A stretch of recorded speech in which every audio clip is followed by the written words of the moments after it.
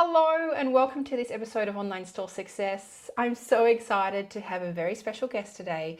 Gloria Chou is joining me from New York. I know it's quite late for you. Thank you for being here outside of hours, Gloria. Oh, Um, thank but you for having me. yeah, I'm so excited to chat with you because I've not had anyone like you on my podcast before to talk about all things PR.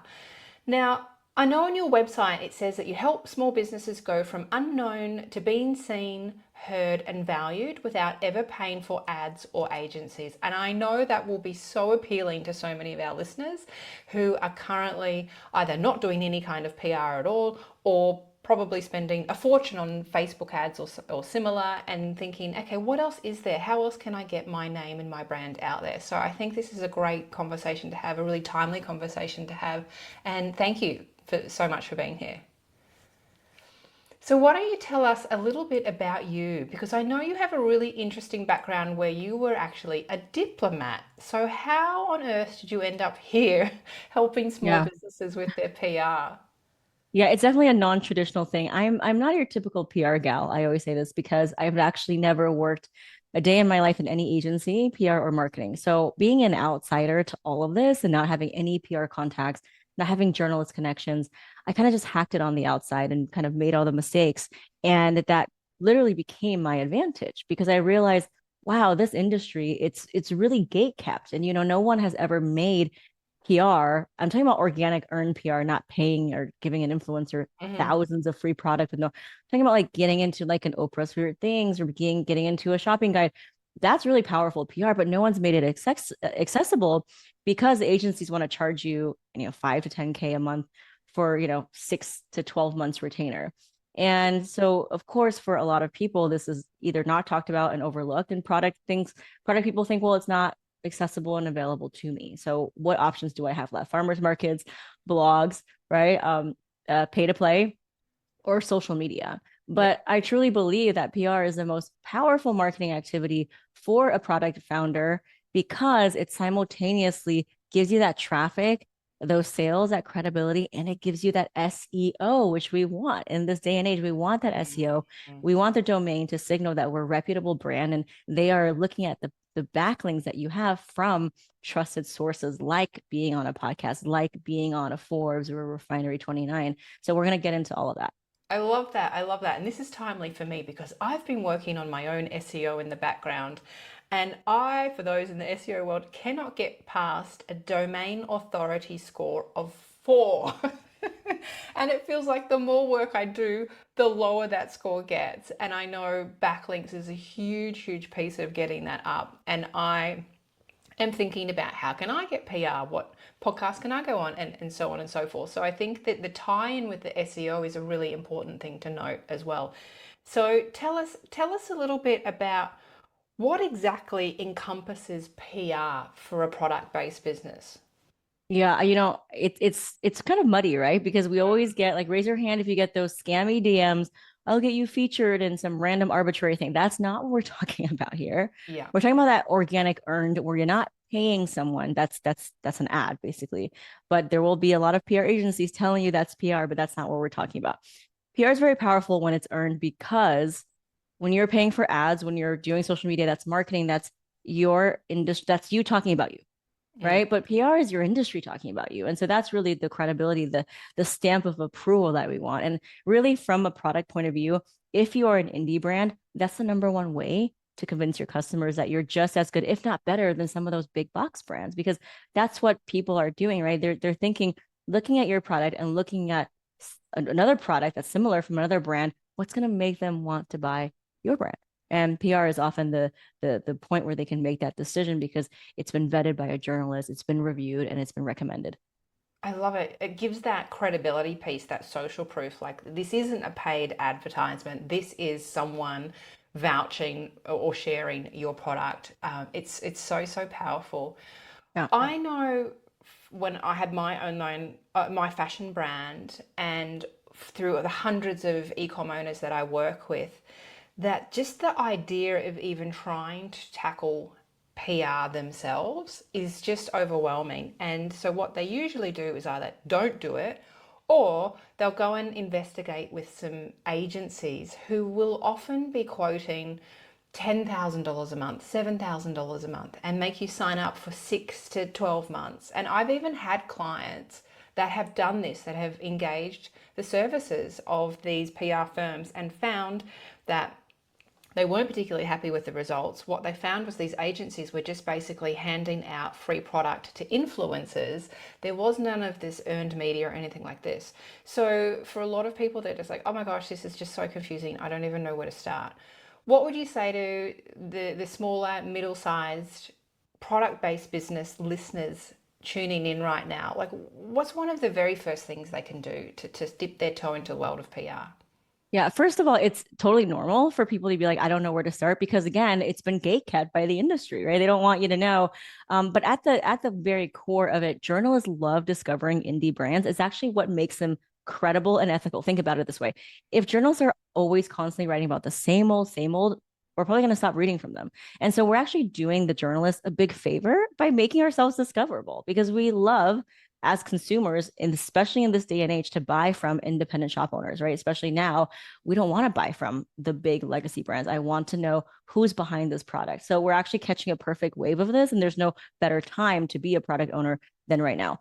And so it's been made complex, and that's not our fault. So know that if it seems overwhelming, that's totally fine. It's just been, again, has been very foreign and complex, but it's really not. From all the times that I've cold pitched, and of course I failed a lot, but from all of my lessons, I've learned that PR really boils down to two things. It's writing a relevant pitch and sending it to the right journalist. And now, notice how I said relevant pitch. I didn't say newsworthy pitch because I don't think there is a newsworthy person, brand, or product. I've written stuff for bath salts and candles and boring stuff and and exciting things, and they all get featured. So there's no such thing as like, oh, there's a threshold I have to meet for the media to accept me. It's not going to be your Instagram following because we know that can be bought. So it's not a popularity contest. We need to know not to write from a point of marketing, which we're so good at as founders, right? I can tell you all about my features and benefits, but that is fundamentally not what a journalist wants. A journalist is not going to buy from you. So the more we speak to the journalist like they're a customer, the more it's not going to be an earned media. The more they're going to be like, well, we have a great ads department who'd be happy to take your money. So how do we bypass that? How do we actually get featured organically? Is by transforming our pitch from one that is very benefits and feature focused into one that is relevant for what consumers are looking for. And so when you think about relevance, right, you might think about the seasons. So flavors, colors for spring and summer is going to be different from winter months, where there's a lot of like gift things all year round. So there's Mother's Day, Father's Day, graduation. There's sustainable, eco-friendly. There's Valentine's Day, hot sauce day. There's so many creative ways to pitch your product for whatever season, relevance, and holiday. And there's also a lot of pop culture things. So White Lotus was all the rage. So, I wrote a pitch for someone and they make swimsuit stuff, and it's about how to find the best swimwear for your White Lotus Italian vacation. Maybe there's something funny that's happening on TikTok right now. There's a lot of hashtags around, treat yourself and self-care. And so maybe there's something around that. So think about what's happening. If you're in the bridal industry, I know that Sophia Richie, she had a very iconic wedding. And so a lot of the trends that came out of her wedding in the bridal industry, whether it's makeup, whether it's the cuts, the styles, think about how you can ride the coattails of something like that. Love that. So that's how we think about relevance, and we're not used to thinking about that. So we need to learn how to ride the waves of relevance for the news cycle. And once you know that, then it's just about selecting the product or products that fit within that. So I don't want all of your products, right? I don't want you to pitch more than 3 products. And if you do pitch for like Mother's Guide or a gift, it's usually like a bundle of 2 or 3 products max are pretty good for a product. It's harder to do a single product if it's a gift guide. And then think about what product is the standout for that season. And even if you make one product, that's okay. You can adapt it for all different things. So this is how we can start to think about it. So, okay, now we have the season, we have the relevance. Let's talk about the pitch. And from pitching, probably at this point millions of times, right? I came up with this framework called my CPR pitching framework. And it allows a cold pitch to get a yes from the other person who you've never met before, because I didn't either, for them to say, okay, tell me more. It's not writing the whole story for them, right? You want to leave that to the journalist.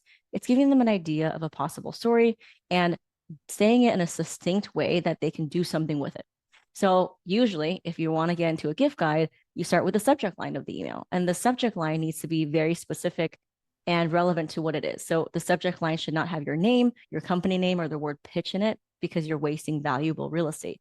The subject line should almost read like a title of an article. For example, samples available, 3 best clean burning candles under $25. You So see how that's mm, right? You see how that's really interesting. So that's what I mean by what we say for the subject line. Now let's get into the body of the email. What does the CPR stand for? So yeah, C stands for credibility, P stands for point of view, and R stands for relevance. And when you're writing the email, I want you to start with the relevance because what is news if it's not relevant? So right off the bat, don't waste your time with oh, how's the day? How's the weather? No, you want to get into what people are looking for right now. For example, as we look for back to school items, my 3-in-1 lunchbox that also helps, be a heavy duty, toolkit and pencil case is perfect for XYZ students, right? So that is really the relevance. And again, the relevance can be a season, it could be a holiday, it could be a trend.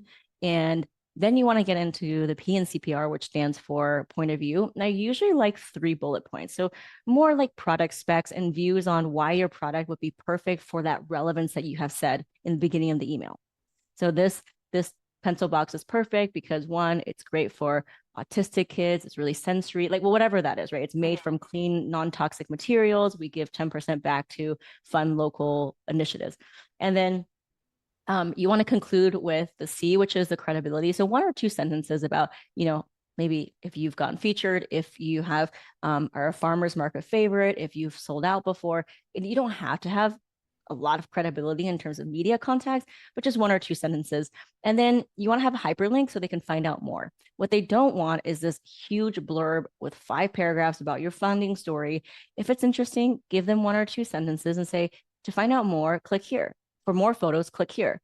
I do like to have 1 or 3 low res photos in the body of the thing because, like, if we make product, it's probably visual, right? If you have really great packaging or if it's something really interesting. We have someone who makes spectacles for children. So there's like really cool kid glasses that can fold in and out. So they're unbreakable and they come with really cool bamboo and zebra shapes. So put that there, and if you have lots of more photos, then hyperlink it. Your pitch should also have a couple of really important things so that the journalist can quickly run with it. So what do they need? They need to know where it's being sold. Is it on Amazon? Is that Macy's? Is it only available at you on your website? Put that there. They need to know the price point of where it starts. They also need to know about shipping. Is it made to order? You have to wait 3 weeks, 3 months, or is it available immediately? Is it shipping only to US, Canada, Australia, or only to your state? All of those things can help a journalist really make the story quickly. Another thing that helps is if you can send samples and if you have an affiliate link. So that's really kind of the holistic picture from a 20,000 foot view of what it takes to have a really good pitch. And that's it. That's really what it is. Use the CPR method, give them what they need, and that's the anatomy of a winning pitch. It's so interesting, and it reframes it in my mind because I've always thought you had to have something newsworthy before you could even approach a media Mm. outlet, like you've just been nominated or become a finalist for an award, or something notable has actually happened. I've never really even thought about pitching products just to go say any, like you said, a gift guide or something like that.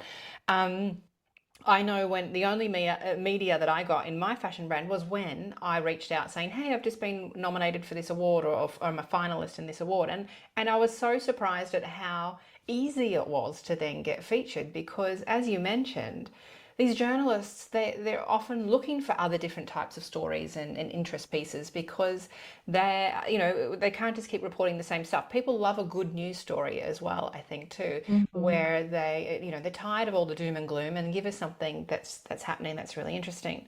I've got, for an example, a client of mine, twin sisters, who have launched this beautiful girls soccer brand where they're these gorgeous pastel colored training kits and things, and they're just the cutest little thing ever. And I've been encouraging them to reach out to local media because it's an interesting story. They're twin sisters that have escaped the corporate world to come together with their love of soccer and build, this gorgeous brand.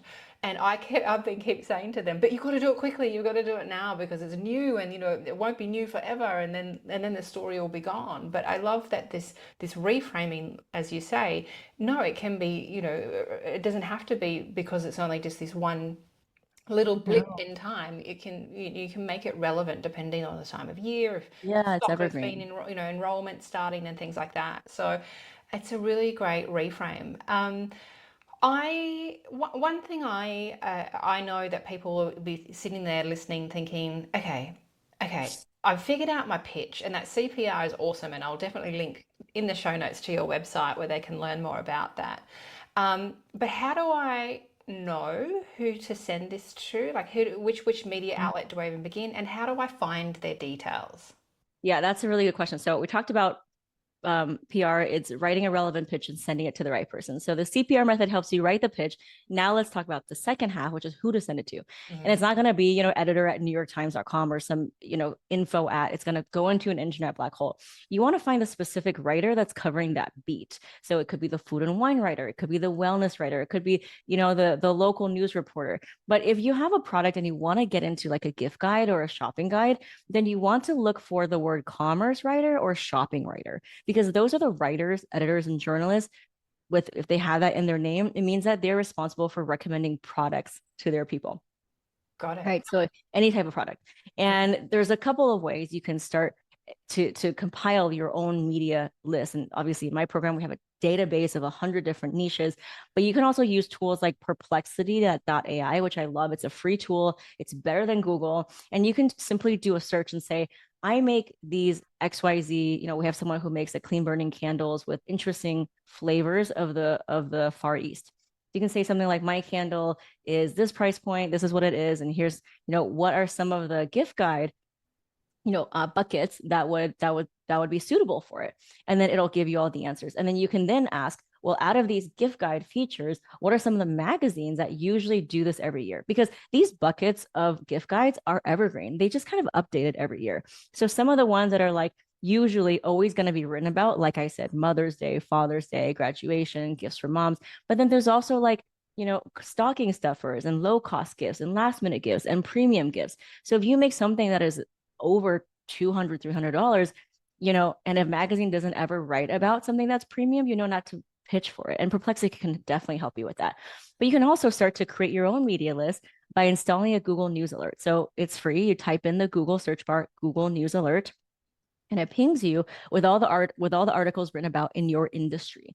And so every time you click on an article, you can copy and paste the writer's name and get their email, which is public information, and you can start to copy and paste it into your ever expanding Excel spreadsheet of your own media list. So that's one way.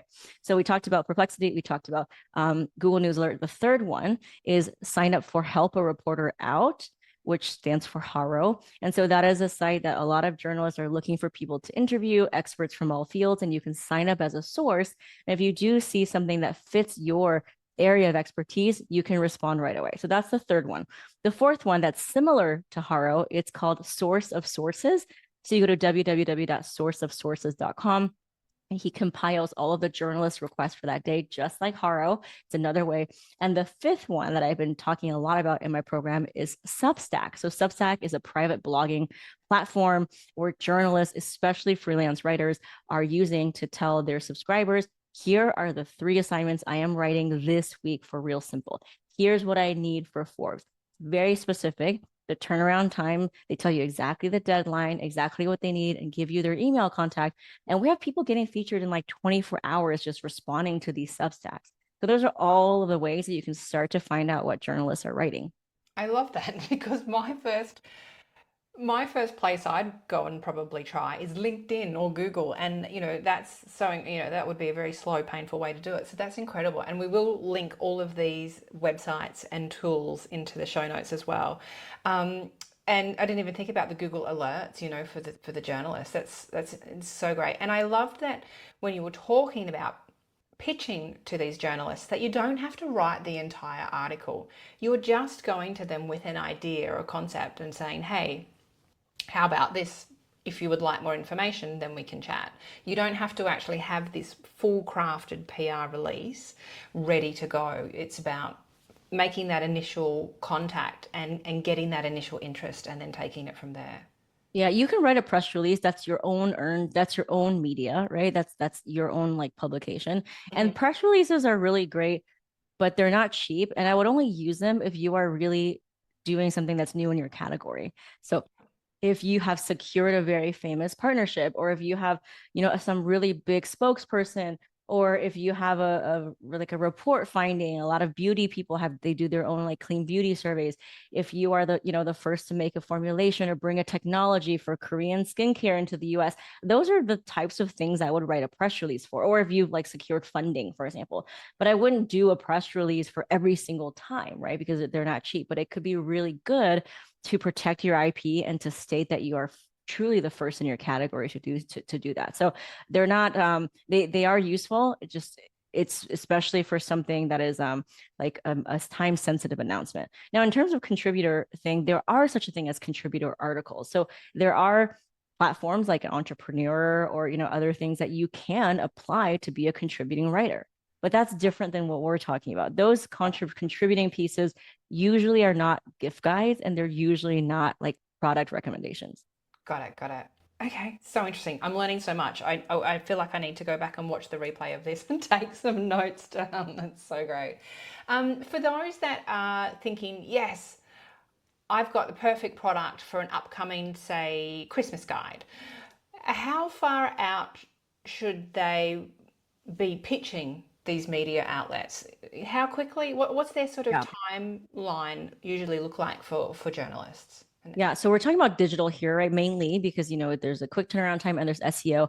If you want print, if you're at the grocery IO and you want to get into like a physical, like paper magazine, that's gonna be at least like 4 months. So you want to pitch early. But for digital, it's usually 2 months. So something in between like 4 to 8 weeks. So if you want to get into something for Christmas, for Black Friday, beginning of October is a really great time to start pitching. So the month of October is great.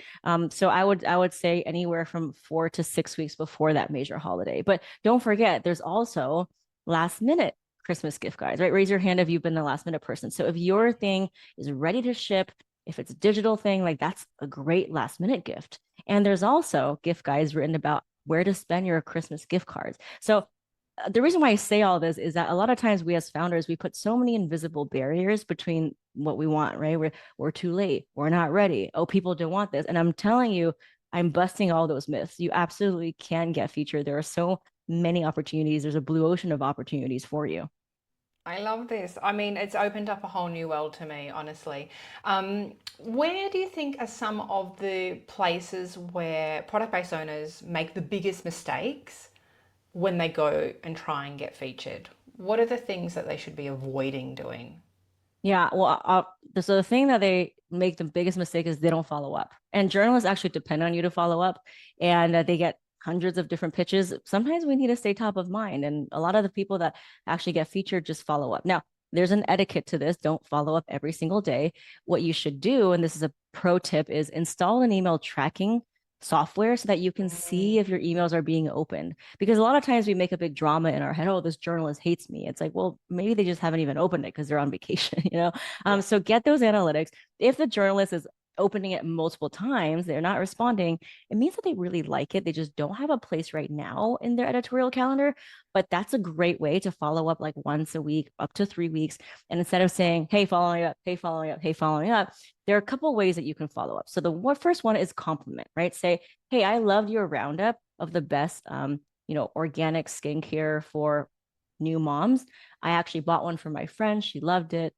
I wanted to follow up about this. So the first one is a compliment. The Hmm. second one is an update, saying something like, hey, since the last time we spoke, we sold out of this. People love it so much, or we got this award, or we're donating to this organization, right? That's an update. So those are kind of the great ways to follow up. The third follow up is a new season. So, after Valentine's Day, if they don't respond, then we get into Earth Day, sustainability. You can say, well, Valentine's Day has passed, but people have loved our product because of the eco-friendly packaging or something like that. So there's always a way you can update it with a new season as time is constantly going. We're never static in time. Oh, I love that. Do you think there's like, okay, that's enough. I've reached out, I've followed up X amount of times. Is there some sort of number, do you think, where you'd be like, "Mm, Yeah, I mean, enough?" there isn't, but I would say like if you followed up 3 times using those 3 ways, then it probably just means that the journalist, it's not a great fit, right? But there's so many Mm. journalists out there. So I wouldn't give up hope. I think it is a volumes game and know that journalists are constantly moving around. They're freelancing for different outlets. So just because it's not a fit for that outlet doesn't mean that they're going to be working for a different outlet that's not fit. So I really think it's important to cast a wide net, but also be intentional with how you pitch. I think about it as different effort layers. So the first layer is like if you don't have any time, then you can send like a big blast to everyone. Probably gets you not the best results, but if you can just do a little bit of personalization, like I said, with the compliments, with the updates, then it's so much better. So it's just like how much effort, how much time do you have to put into it? Yes. Okay. I love that. That's a really great approach. What, if you were to like list the top two or three angles that have been successful when getting featured for product-based businesses, what do you think they are? Well, the two that always stand out is like the gift guide angle and then also like the tips. So the gift guide is like, best vegan gifts for mom. But then simultaneously, if you make skincare, it could be 3 ingredients you should avoid if you have eczema. So Mm, at any given time, a product owner can simultaneously have a product specific pitch, like a Mother's Day gift guide, but yeah. then also something to help the broader public, about their industry because you're an expert in your field. Yes. So those are really the two simultaneously ones. Now, a lot of times people just tend to go for the Mother's Day gift guide or the product ones because it's closer to like selling that product. But don't forget that you can also speak on podcasts, you can also speak on panels. You are an industry authority. You're not just making a product. So true. It's so true. Now, for those listening, I that are like, okay, this sounds great. I really want to do this, but oh my gosh, I'm already flat out. I'm so busy. Um, how do you think they can weave PR into their weekly or monthly calendars rather than just putting it on a list and going, okay, that's one more thing on my plate that I've got to try and do? Is Yeah, it? I really think of PR as not as one more thing, but it's the foundation for everything because I would rather, you can take 15 minutes and answer a Substack or a Haro request and get featured right away. You can turn that feature into 20 pieces of content. You can put it in your newsletters, you can put it on LinkedIn, social media. So that's a much better way to work because it gives you Mm. SEO and content. So I really think we're thinking about PR all wrong. And a lot of times you're making so much time on social media when like the buyer intent of your followers are so low you're not going to get to see anyone because we know algorithms now. I think, our content's shown to like 14% of our audience, right? Mm. And out of those 14, how many are ready? But if you're in an article, best outdoor gear for kids who love hiking, if I'm clicking on that article, my buyer intent is 10 times higher because why would I click on that article if I'm at least somewhat interested in buying it? So Right. So it's just a reframe. such a great reframe. I love it. And it's something that I want to do myself in my own business is, prioritize this some more. Look, this has been so insightful. It's been, so many nuggets of gold, rapid fire. Like I said, I want to go back and watch the replay and take notes. It's just been so amazing and valuable. How can people get more of you? What if they want to work with you? What does that look like? Yeah, so you can watch my free PR training that shows you the anatomy, like a screenshot word for word of a CPR pitch that got someone featured 12 times. And you Amazing. can watch that at gloriachoupr.com/masterclass. That's Gloria CHOU pr.com/masterclass. And you can DM me on Instagram. I am very open. I share a lot about my journey, my healing journey with my mom, my life outside of just PR. And so that's at Gloria Chou PR. And if you DM me the word Jody, I will actually give you a pitching freebie that's going to help you even further take that next step to get featured. Oh, that's so amazing. Don't be alarmed when I pitch you, sorry, I DM you my own name because I want that. Awesome. That sounds I amazing. got it for you. Thank you. Thank you so much for sharing so much of your wisdom. It's been so helpful to me, and I know I'm sure to our listeners. And, this has been just such a great reframe of something that I think for a lot of business owners don't don't prioritize or don't even think about. So thank you so much for joining us today. It's been so fantastic to have you. Thank you, Judy.